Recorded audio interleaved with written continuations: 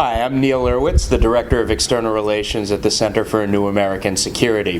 We're here to talk with Ilan Goldenberg, the Director of our Middle East Security Program, about one of the most important topics and one that's been discussed quite a bit, which is ISIS and what a Syrian end state looks like.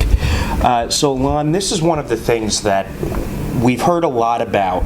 We've heard about the need to debase and ultimately defeat ISIS. What we haven't heard about is, what does Syria look like after that? What is an end state for Syria? I think there's actually two separate battlefields in Syria and Iraq. One is what traditional Syria, what we refer to as Syria, Western Syria, where what you have is a civil war between a whole bunch of different factions, including the Russians, the Assad regime, various moderate and extreme opposition groups.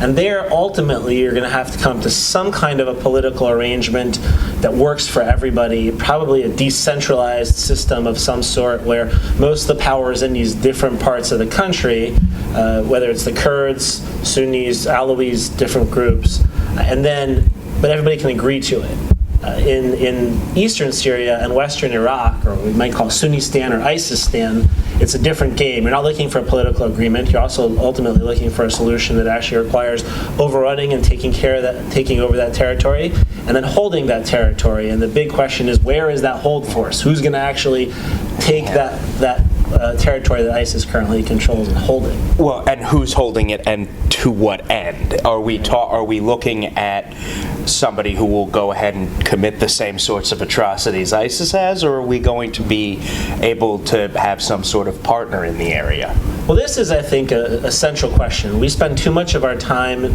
talking about who we are against. Are we against the Assad regime, or are we not so bad on the Assad regime? Are we against ISIS? Who are we trying to defeat and destroy? And I think we actually need to rethink our objective. Our objective is not to defeat any one group.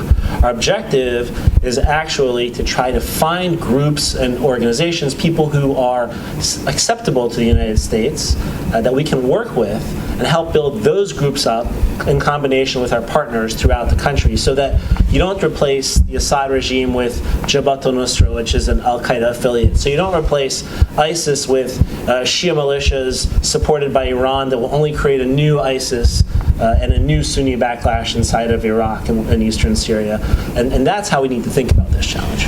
So, and kind of on that score, the Kurds seem to have been very helpful, but they're not going to be able to take over Sunni-held territory and have things go well.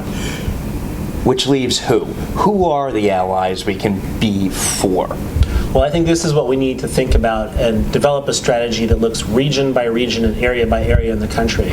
We actually do have a very good model. In southern Syria, we have what's called the Southern Front, which is an amalgamation of a whole bunch of different groups that the United States supports through various programs, together with Jordan. And what we've managed to do in southern Syria with the Southern Front is arm the right people and encourage them to obey by a set of rules and standards that are acceptable to us, and also encourage them to come together into a big regional grouping. So instead of having 30 or 40 different small groups in southern Syria, we have one or two big groups that have now come to dominate. They are moderate. Extremists used to dominate southern Syria. They don't anymore. And the other key there is working very closely with the Jordanians and controlling the border into Syria and the weapons that flow in. The question is, can we apply this in the northwest, which is much more complicated on the Turkish border, where the Assad regime is much more invested and the Russians are dropping bombs?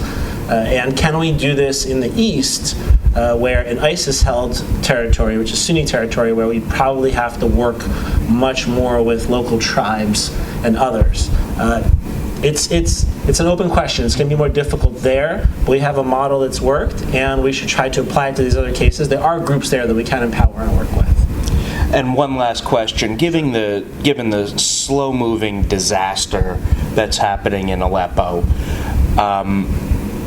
what is our time horizon here? Is there a lot more blood that's going to be shed before we can make any real moves in the kind of federalized direction you're talking about? I think it is at least a few years, sadly. Mm-hmm. I think it starts with an American approach to reshape things on the ground. That's just step one, to build leverage and try to get bigger groups we can actually work with and who are amenable to our interests. Once we show that commitment and get serious about it, we also have to get our partners on board. That means the Turks, the Saudis, the Qataris, others. They've all been funding and supporting different groups, different extremist and non-extremist groups, and not really listening to the United States, partially because we haven't been that invested. But if we go to them and we say, this is what we're doing, this is how we're going to do it, we work together, or this all falls apart and the United States is getting invested, I believe we can bring them into this process. Over time, then we have to convince the Russians, which I believe we can do. They're not wedded to Assad, they're wedded to stability. But that's going to take, again, demonstrating even more will and willingness to do this than showing to our partners.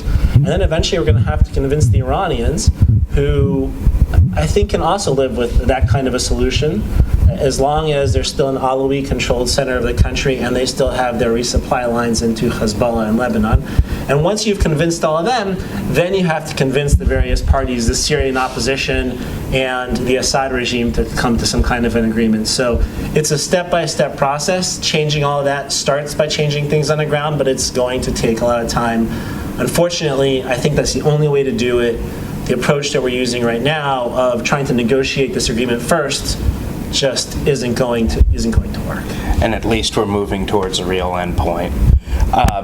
Thanks so much, Ilan. I'm sure we'll be talking a lot more in the days, weeks, and months to come.